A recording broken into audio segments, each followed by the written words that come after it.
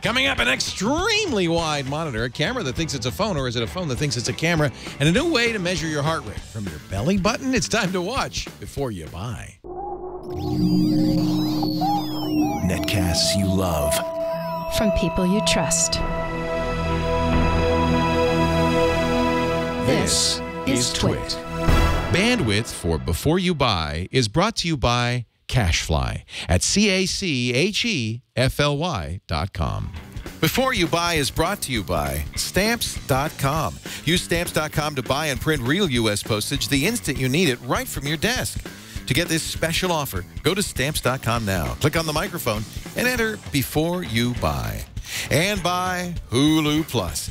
Hulu Plus lets you binge on thousands of hit shows anytime, anywhere on your TV, PC, smartphone, or tablet. Visit huluplus.com/beforeyoubuy to start your free 2-week trial.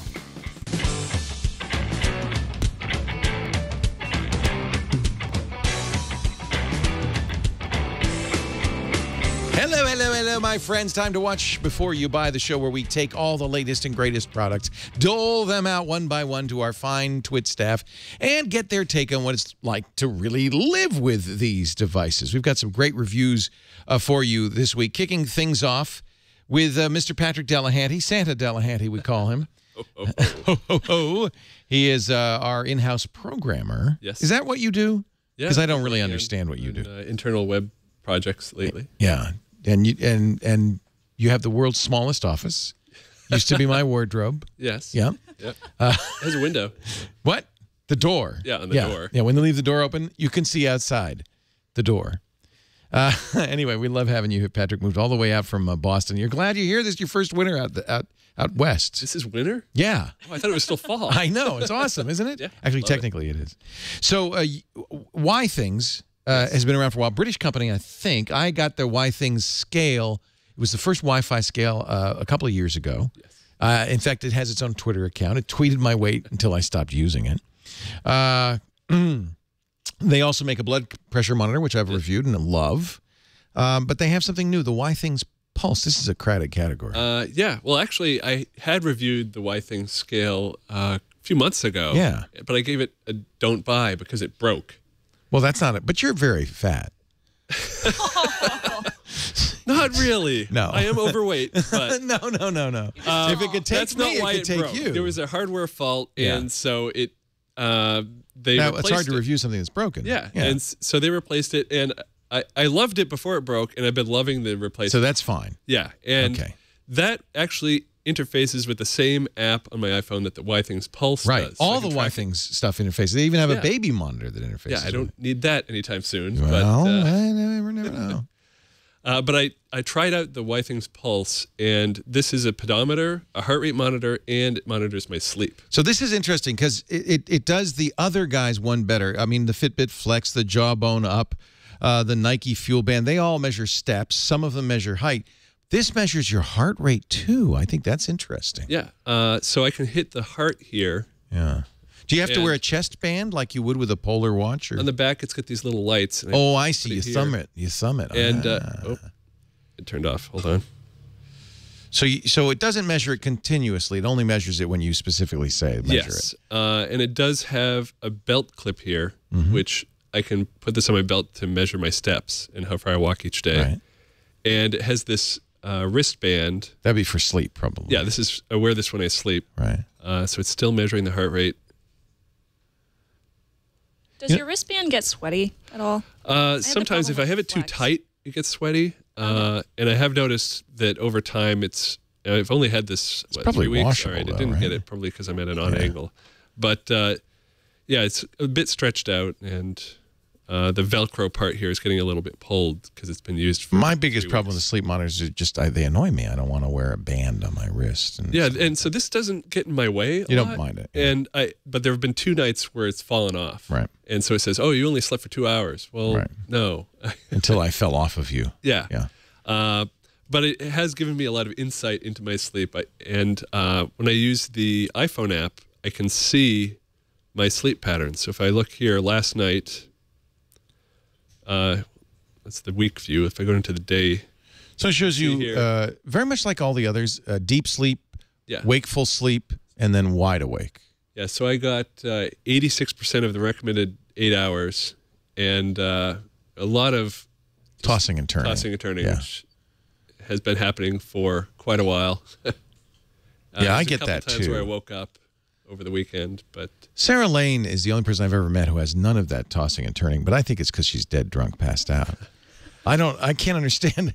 She's the only person I've ever seen who's just like, it's blue, dark blue the whole time. I don't think she was wearing it. That's what I think. I think she took it off, put it on the bedstand, and it looked like she had moved. Because everybody tosses and turns a little bit. now this also tracks my steps. So if it can view by That's nice. hour of day. Yeah. Pretty accurate. You're a tall drink of water. Is it Yeah, work it pretty seems well to for be. you? And I actually, over Thanksgiving, I went with my family to Universal Islands of Adventure and Animal Kingdom. And so if I go back a couple That's weeks, very- you can very see nice for you. Yeah. there's a lot of steps on those days. Oh, yeah, look, yeah. It was something like 7 miles. So Running it's from those interesting to see lions, that yeah. we dragged my 9-year-old niece along for a 7-mile hike that day. Had But you she didn't tried mind. any of these other bands of any kind? I've done just a normal pedometer, Right. And but that just tells you what you did that day, and then unless you write it down, Right. there's no way to really track it. What's nice is if you use the Withings scale, the Withings blood pressure monitor, the Withings, whatever it's called. What's it called? Tracker? The pulse. Pulse. Yes. Then you have on your app, but also on the website, you have every bit of this kind of information. Yeah. It's kind of revealing. It's Yeah. interesting. So the scale is tracking my weight, and it's all tracking in the same app. So it's handy to see. And I'm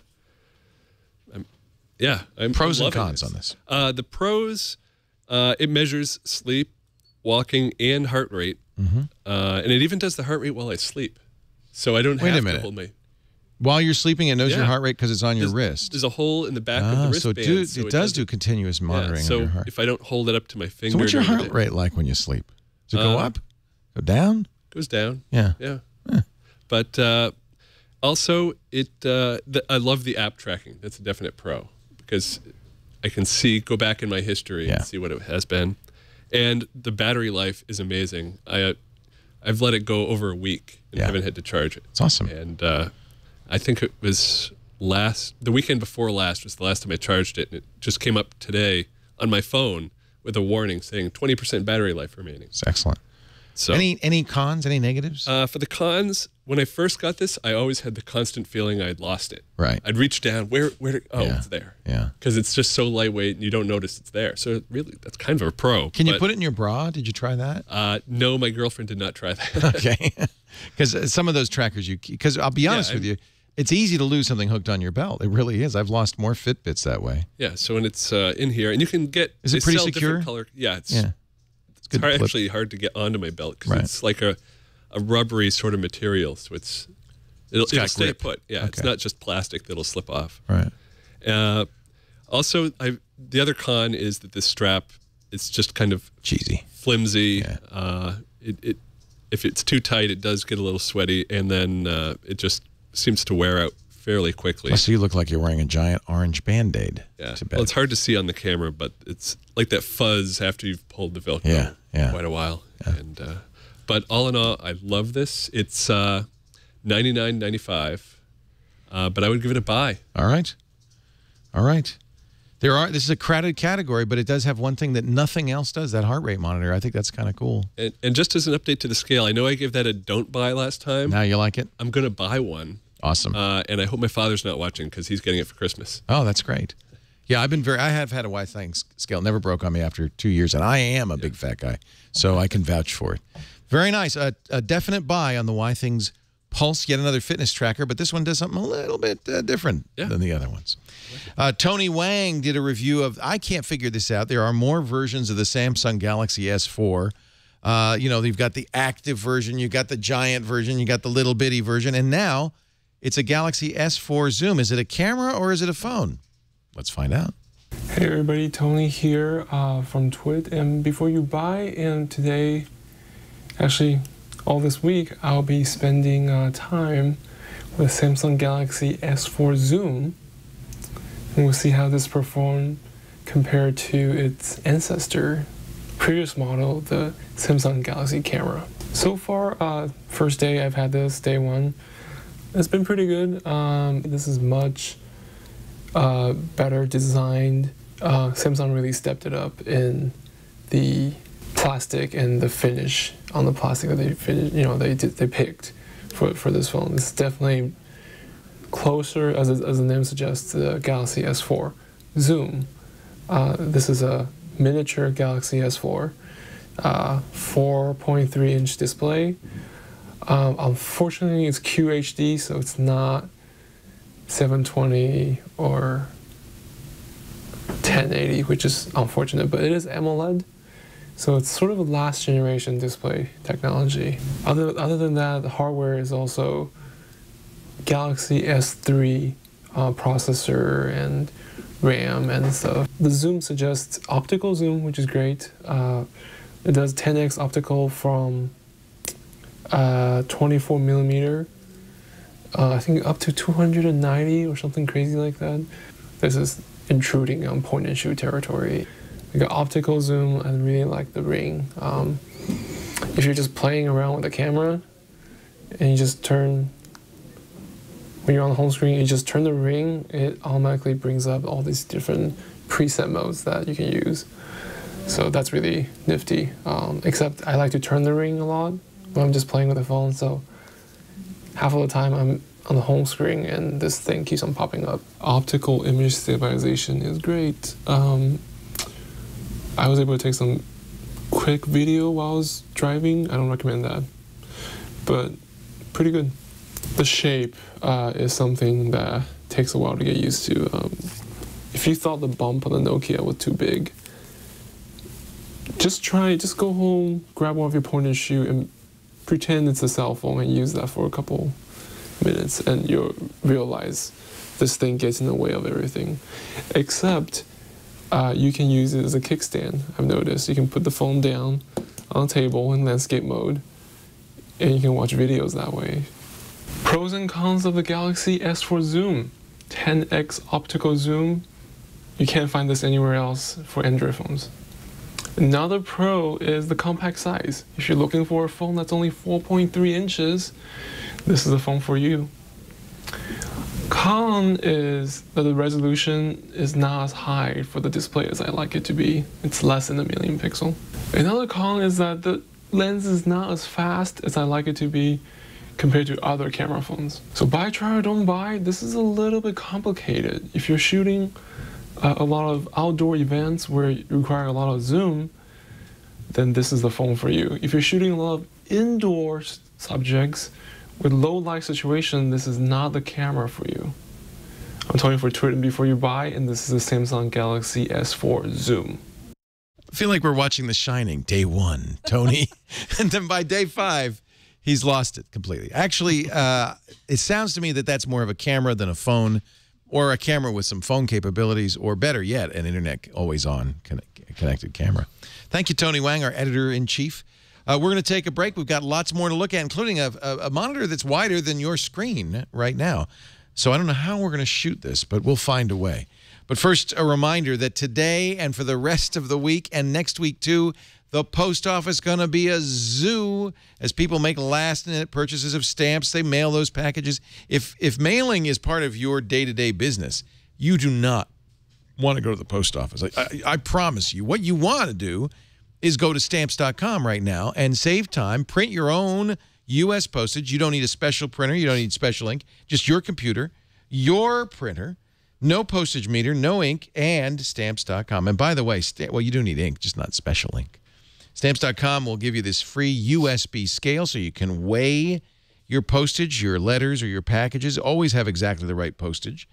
Never have to worry about postage rates. They're automatically updated at Stamps.com, and you get discounts you cannot get at the post office on Priority Mail, on Priority Express. It is a great deal. Stamps.com will take care of all the forms for international mail, certified mail. They even email the recipient with a tracking number. I just think Stamps.com is amazing. And if you are a seller on eBay or Etsy or Amazon or PayPal, if you use QuickBooks, Stamps.com is going to save you a lot of time. It automatically fills in the recipient's address and name, checks it against the postal database. Stamps.com is an amazing thing. You ought to have it. And you can have it right now with our no-risk trial offer. When you visit Stamps.com, click the radio microphone In the upper right-hand corner, enter our offer code before you buy, all one word, and you get a $110 bonus offer, including $55 in free postage coupons to use over the first few months of your Stamps.com account. You'll also get that USB scale I mentioned, just to pay postage and handling, a $5 kit with the supplies you need, and, of course, you get a month free of Stamps.com. Cancel at any time in that first month, pay nothing. Your scale is yours to keep. Stamps.com. You got to try it. Please use the offer code before you buy. We like T-Mobile. They call themselves the Uncarrier. They've got great plans, contract-free.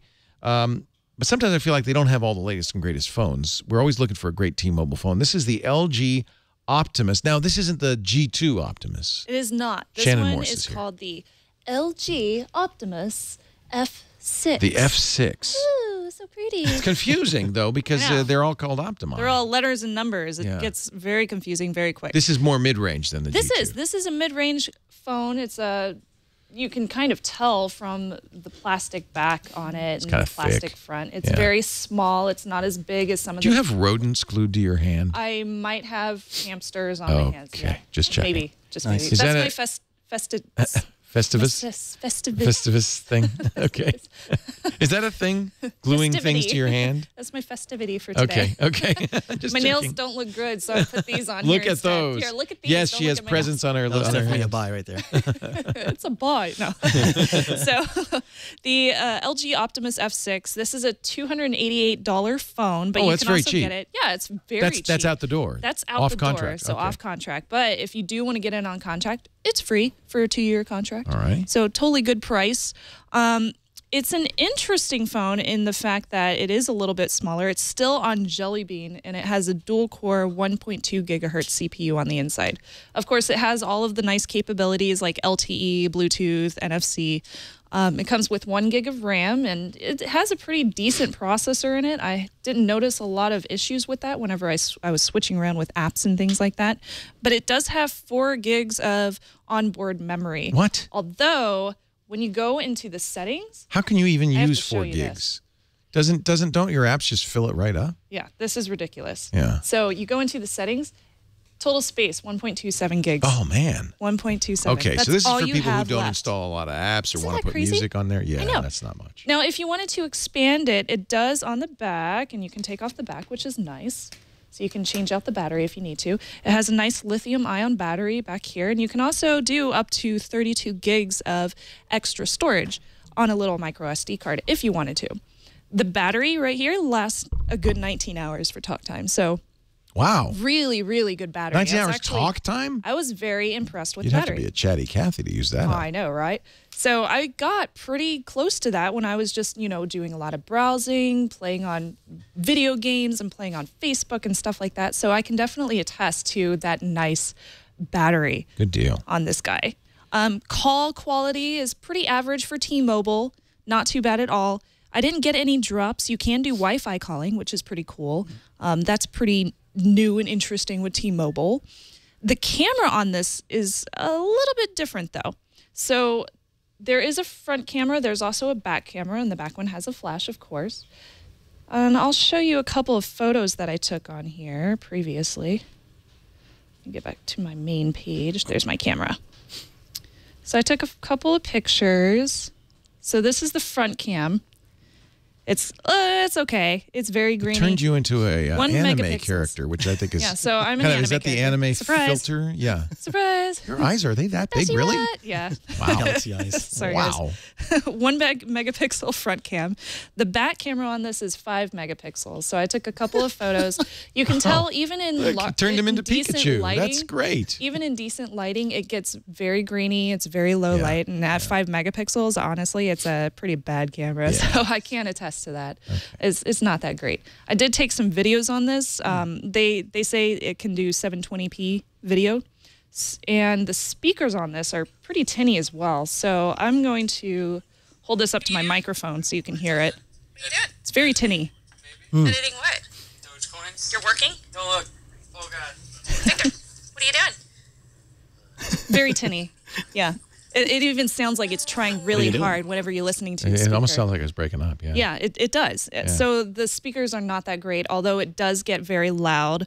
The display on this is only 4.5 inches, so it is nice if you have smaller hands, like if you're a kid or something like that, or a young person. Definitely really nice if you need a smaller phone. It has a 960 by 540 pixel display, and it's really lightweight. I was actually impressed by that. It's less than 5 ounces. So you could just you could toss it at somebody and they probably wouldn't feel it because it's like a feather. So my pros and cons on this, I'll go ahead and get into those. Great battery life on it. I really like the battery life, and it's low cost. I mean, you can get it for free on T-Mobile, so that's pretty cool. On the con side, though, really, really low internal memory. So honestly, if you're going to download like any applications at all, or you're going to take any pictures, you should probably have a micro SD card if you really, really want to use it. You also notice that it does have a pretty cluttered skin as far as, going into the settings and things like that. It has that LG skin all over the place. So it's not that noticeable on the main page, but it is when you start getting into some of the applications and whatnot. So it's kind of, I don't like the skin. And it does have that tinny speaker. I'm not a big fan of that either. So I gave it a mid-range phone. It's mid-range. Yeah. I would say if you need a second phone, or if your phone breaks your normal one, this would be a good idea to have on the back end if you need an extra phone around. Or what do you if you're think of LG's customizations to Android? Are they okay? Is it? They're okay. I mean, they don't go nuts with a whole bunch of bloatware, but at the same time, it's just, I like stock Android. Yeah. I like stock Android. That's why I always buy the Nexus phones, Mm. because those are so pretty and they're good. They're fast. I would give this a don't buy. It's just, I don't know. You can get a Moto G, which is pretty close to a Moto X for $100 less. Yes, that's true. So don't do it. The Moto G is an excellent option. Yeah. So yeah. Yep. Don't buy. All right, don't buy on the LG Optimus F6. Thank you, Shannon Morse, our producer, and now by the way, it will hurt if you throw it, so that's good. That's a pro. Put that in the pro column. Yeah. Radford Castro is here. He's our director of engineering, and he has brought with him a little laptop, and I mean little. It's a pretty little laptop. Yes, this is from ASUS, the Zenbook. The Zenbook, the UX301. Okay. This is actually they only have 2 lines, the lower line and the high line, and that's it. This is high end. This is actually the lower end. What? Yes, this is the i5. All right. It runs an i5, but the resolution is off the wall. It's 1560 by 1440. 15, but for an 11-inch screen? Yeah, for 13.3. 13-inch screen. Yeah, so it's pretty impressive. I mean, considering all that it does right here. So, but design-wise, looking at it right now as an Ultrabook, it's pretty clean. 2560. Yeah, 2560. I thought you said 1560. 2560 by 1440. Okay, that I thought. Yeah. Oh, good. Oh, yeah. For 13, that's great. Yeah. So it has a nice little brush aluminum here. Ooh, pretty. Yeah. This is ASUS does a great job. This reminds me a little of those Transformers. You got this swirly brushed aluminum look or nickel look. Is it glass top? Yeah. This logo actually lights up. And if I open it up, you'll see it light up. There you go. Well, you probably won't be able to see it. Nice ad for ASUS. Yeah. It's a nice little ad. Yeah. Keep it up. And let me show you the profile a little bit. It's actually pretty nice. It's really nice and thin. This is an Ultrabook, very much yes, so. It's definitely an Ultrabook. And this thing weighs about 3 pounds. Wow, it's beautiful. So, yeah, it's really clean. You're looking at something, you have a couple of things going on here on this side. You got the microphone, headphone jack, and a couple of USB ports. On this side, you have the DCN. And on this side, let me show you the side real quick. This is the SD card and some other stuff, the 3.0, USB 3.0, as well as some power stuff. So, but it's your typical, ports that you'd expect to see from an Ultrabook. You're not going to have things like a DVD drive and any of that stuff. It's meant for on-the-go sort of thing. It's a mobile Ultrabook here. And so here's the display. It's definitely touch. Display. It's a really nice display. Yeah. So I'm going to enter my password in here. Do not look. Do not look. Burke very thoughtfully put his hand in front of the camera. So here you go. I'll show you the display again. Yeah, this is a very snappy and responsive, speed at an i5, and this is running at 2560. So of course you're expecting something pretty snappy. It's a high res display. Yeah, it's really high res. Now what really surprises me about this is the performance. But before we get into that, let me show you a little bit on the marks that it got on 3D Mark. So I'm just going to hit photos here. So this is the rating that it got on 3D Mark. I don't know if you could see that, but this is just right above a couple of the ultralight notebooks that are out there. It's scoring 1862 above a 1667. So it's just slightly better than a lot of the ultralight notebooks that are out there right now. But when you're actually playing the games, it's really not that bad. We know it can do stuff like, the spreadsheets and Microsoft Office and all the other good stuff. But let me just run something in. This is an app that just came out. Let me just see if I can run it. I have to go this way because I don't know any other way to navigate to it. This is Despicable Me Minion Rush. And I'm going to just run this thing so you can see how this thing performs. This is a little lower DPI than a Retina, but it's as high as an Acer S7, for instance, which would be a comparable. Yes, it's slightly less than a Retina. Yeah. But, I mean, just performance-wise, on a Intel integrated card and on an i5, it runs clean. This is Iris graphics. Yes. Yeah. And then you got a couple of things going for it. It's obviously running SSDs. You can actually do RAID setups on it. SSDs, you said, too? Yeah, so you have, this one has a single one, and then on the upper end, you can have two SSDs. Yeah. Okay. Yeah. To have 512. This one actually has, it's actually the lower of the ones. It actually has 128 gigabytes on this one. So you're going to run out of space pretty quick if you're going to get this one. And mind you, this is $17.99 in terms of price. Ooh. Yeah. So it's expensive for an i5 with 128 gig hard drive. 4 gigs of RAM? 8. 8, all right. So at least it gets that. Yeah. And then you have a couple of things. The nice thing, though, it has a nice keyboard and it's backlit. So I don't know if you could see that. I mean, this is an ultralight. For something as small as this is still pretty good. Yeah, it's a clean-looking keyboard. Pricey. And thank you for the lights there. Wow. Well, you won't be able to see it that way, but if I angle it just a bit, you could definitely see the light coming from an angle. Leaking around. Yes. Yeah. So it's pretty clean. In terms of its design, I mean, it's a no-nonsense design. The speakers, you might want to hear just a little bit. I'm going to go ahead and go into the desktop. And we'll, of course, have to give you our opinion since you're not going to hear at home the rich, deep sound coming out of those tiny speakers. Take this out of mute. Pretty sure John will appreciate this soundtrack.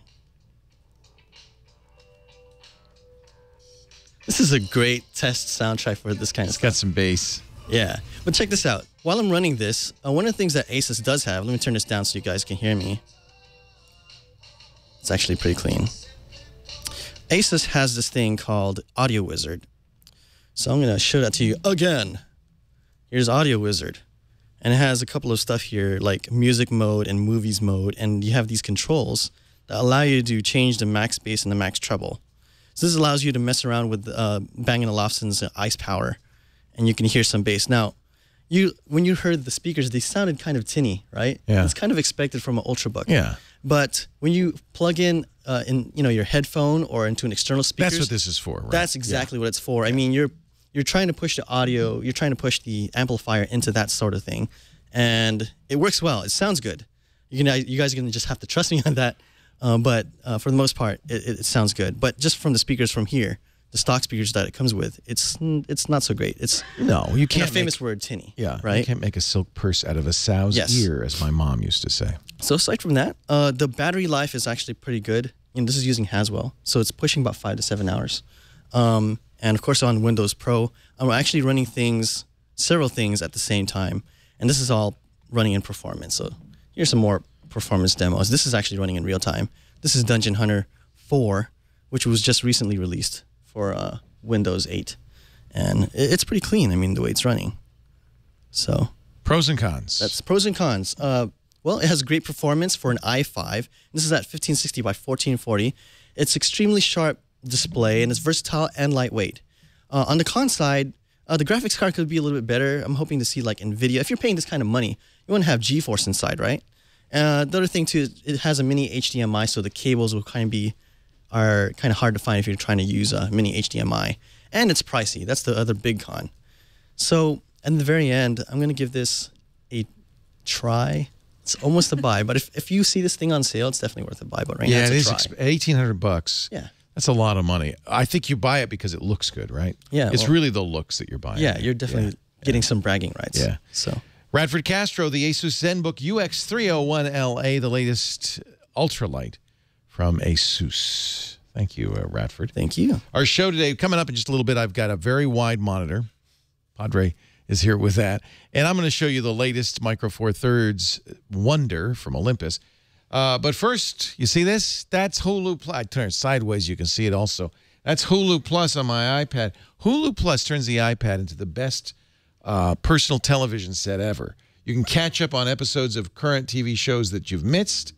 I always like to watch The Family Guy on Hulu Plus. You can also see shows that you never saw at all, entire episodes of things like Lost and Community and Star Trek, all on here, all $7.99 a month. Binge on your favorite TV shows, catch up on shows that are on right now that you've missed. They also even have Hulu Plus documentary features. Here, I'll just show you how good the quality of the video is. Hulu Plus documentary features like Behind the Mask, which is their docudrama series that takes you inside the world of sport mascots, and also The Wrong Man's. Aw, Hulu's proud to support Charity Water. I love that. We won't show the iPad ad. We'll just skip that right now. You don't want to watch that. You'll also get access to ad-free movies for the kids. Kids content too. Actually, grown-ups and kids for the ad-free movies. $7.99 a month. But since the holidays are here, I think this might be a good time to take advantage of our special offer by visiting huluplus.com/beforeyoubuy. huluplus.com/beforeyoubuy, and you'll get 2 weeks free of Hulu Plus, unlimited viewing. That's twice the normal offer. So please do use our offer code, huluplus.com. I can almost sing along with Peter and what's her name? Can't remember. Doris? Yeah. Lois. Thank you. It seems today that I'm sorry.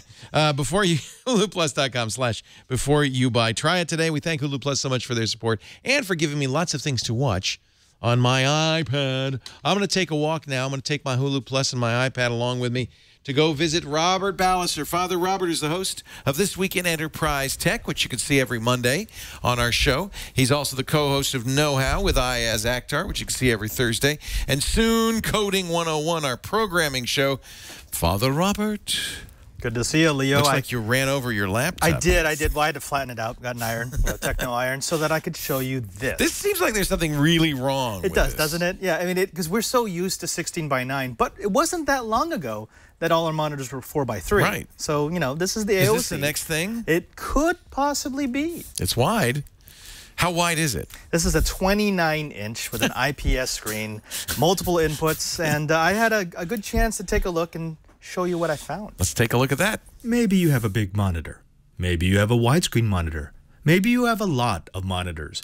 But do you have a big widescreen monitor with enough screen real estate to make all the rest of your monitors look puny? That's about the size of the AOC Q2963PM ultra-wide display, an entry in the growing field of monitors that break away from the conventional 16:9 aspect ratio. The AOC Q2963PM houses an impressive 29-inch IPS panel that supports 2560 by 1080 resolution. For those playing along at home, that's WFHD, a 21:9 aspect ratio, really close to the ratio used in movie theaters.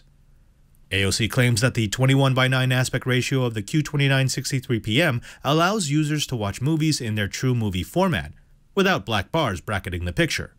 That's kinda cool, but saying the Q2963PM is a mouthful, so I'm just gonna call it Sir Screen-A-Lot. Though not the thinnest or lightest display we've seen, Sir Screen-A-Lot features a narrow bezel and a cabinet that has aluminum trim, a no-smudge matte finish, detachable weighted base, simple control buttons, 3-watt stereo speakers, 40 degrees of tilt, and a hidden VESA mount. AOC packed the monitor with plenty of input options, VGA, dual DVI, HDMI, and DisplayPort, in addition to the standard audio in and out. Sir Screen-A-Lot also features a DisplayPort output, which means that you can daisy-chain multiple DisplayPort monitors. Finally, the unit supports MHL, which means that you can plug your MHL-enabled device directly into the monitor, and not only will it display, but the monitor will charge your device. In use, I found Sir Screen-A-Lot to be a fantastic monitor. The 5-millisecond response time made it suitable for gaming, while the 21:9 ratio is a natural fit for video editing, movie watching, or really wide spreadsheets.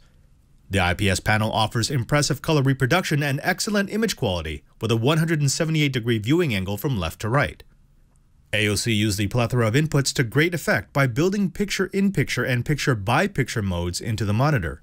allowing you to drop a second input either within the full frame or divide the full frame into equally sized screens.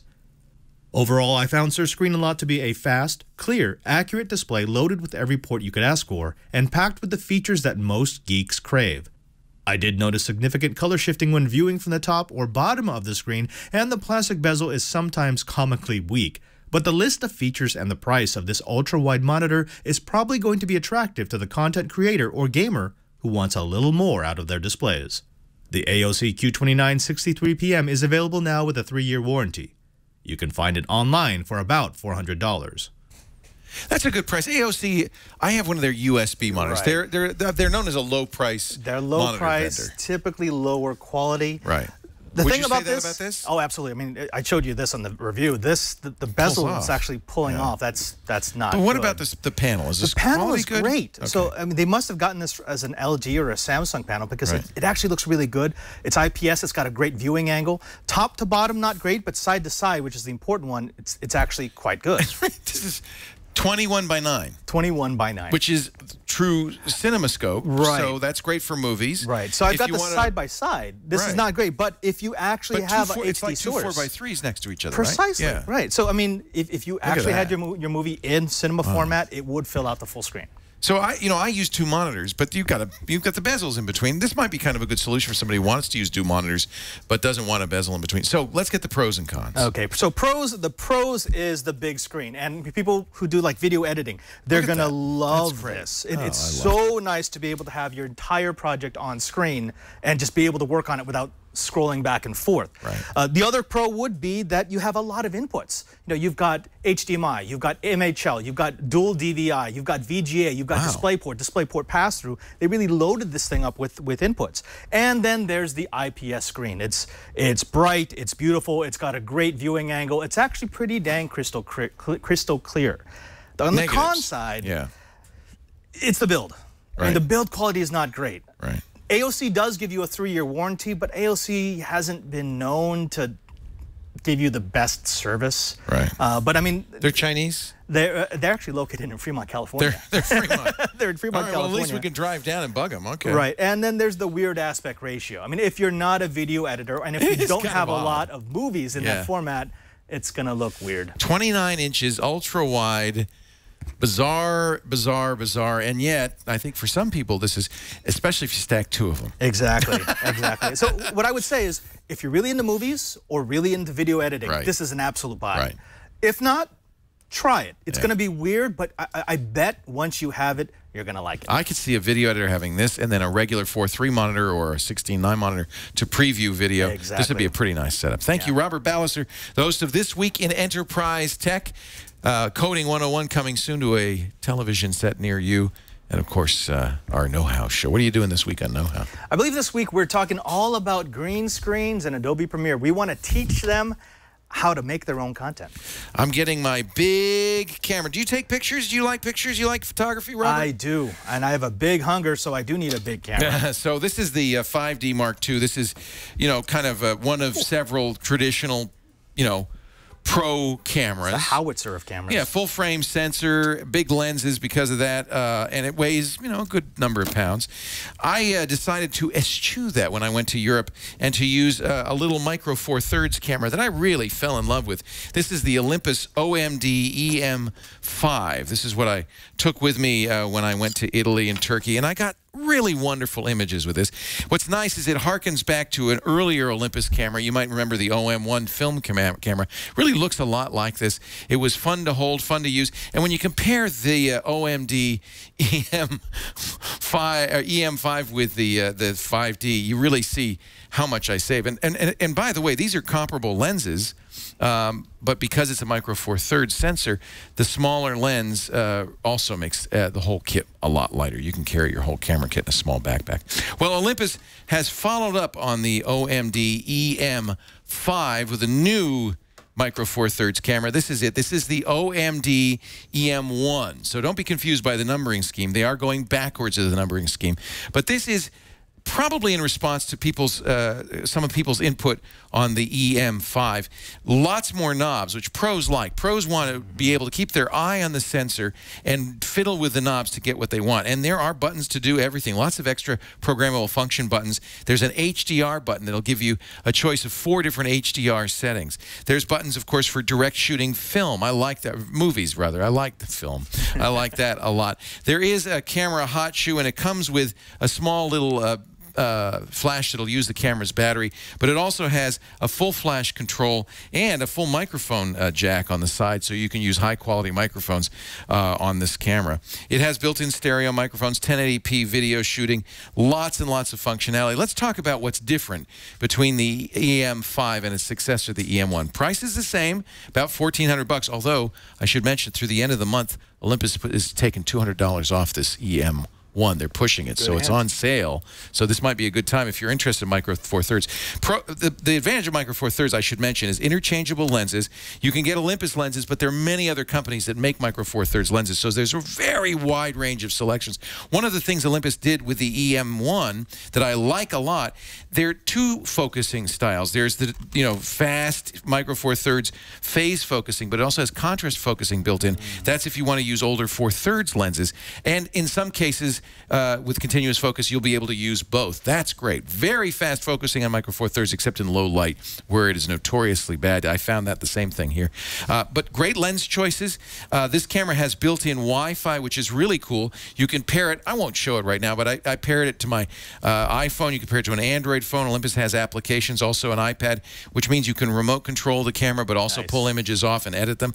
The other thing Olympus has done is they've really improved the electronic viewfinder, or EVF. You know, these are SLRs, but they're mirrorless. There's no mirror, there's no prism. That's the sensor right there.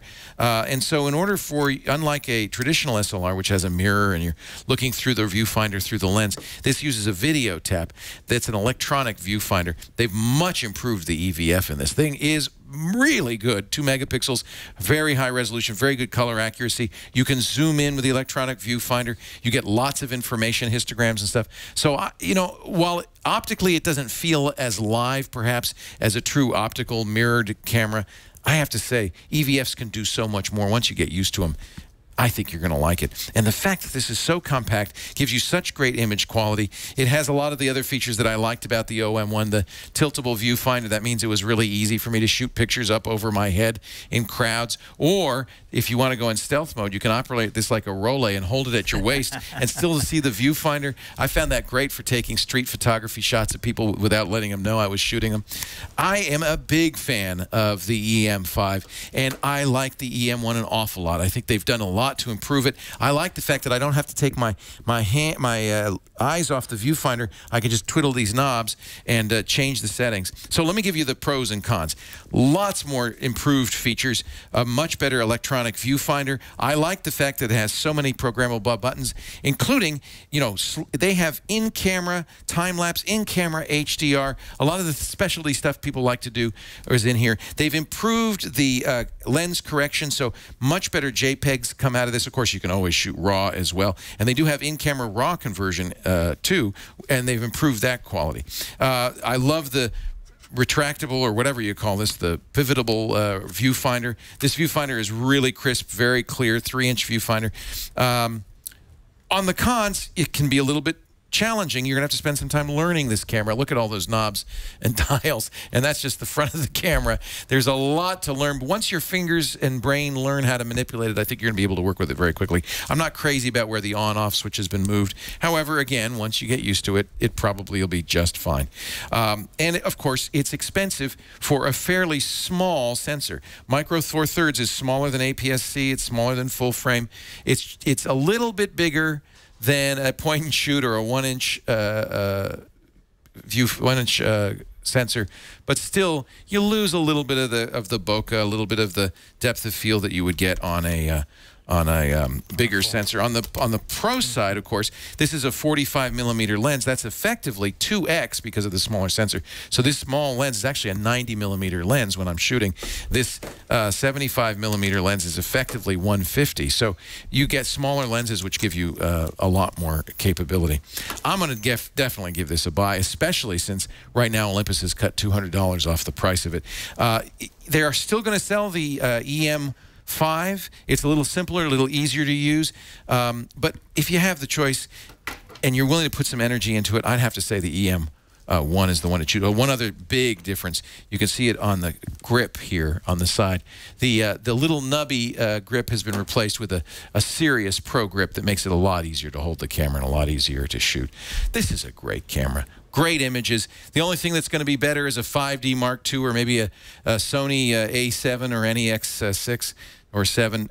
But if at this price point, I don't think there's anything out there. And the range of lenses means it is ultimately flexible. A definite buy on the Olympus OMD EM-1. Father Robert Ballasare, thank you so much for being here with your really wide screen. Sir, screen a lot. Sir, screen a lot? Is that what you're calling it? That's what this is. Every screen has to have a name. We thank also our other reviewers, Radford Castro, Shannon Morse, our producer. Who else reviewed? Tony Wang. And who? Patrick. How could I have forgotten Patrick Delahanty? Thanks to all of you for watching. We do Before You Buy every Tuesday right after the Giz. It's about 4 p.m. Pacific, 7 p.m. Eastern Time. If you'd like to join us live, we'd love to have you.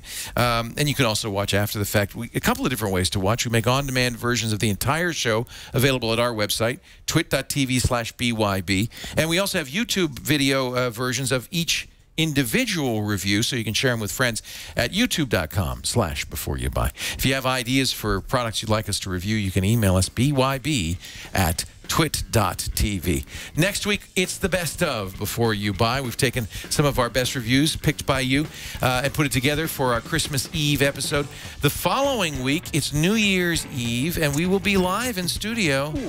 24 hours of New Year's Eve. We're going to celebrate every hour at the top of the hour with a little Skype call to somewhere in the world. And we will do all our shows, including Before You Buy. Will you be here for our New Year's party? I will be here. I hope you will too. Thanks for joining us. We'll see you next time. Remember, you got to watch before you buy. Take care, everybody.